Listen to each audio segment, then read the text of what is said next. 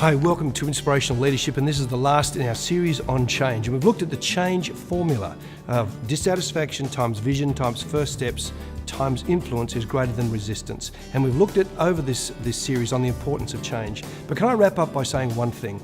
It will cost. You can't have change without some sort of cost. You can't have major change without cost. I don't mean just tinkering around the edges. I mean a major shift. And you need courage to see change through.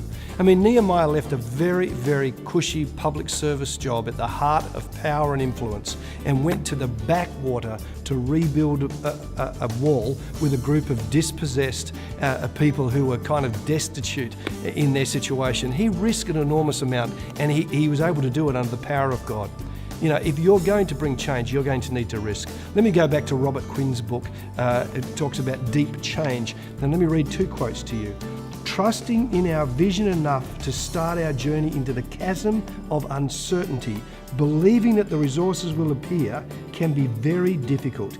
Acting on a vision that exceeds our resources is a test of our vision, our faith, and our integrity.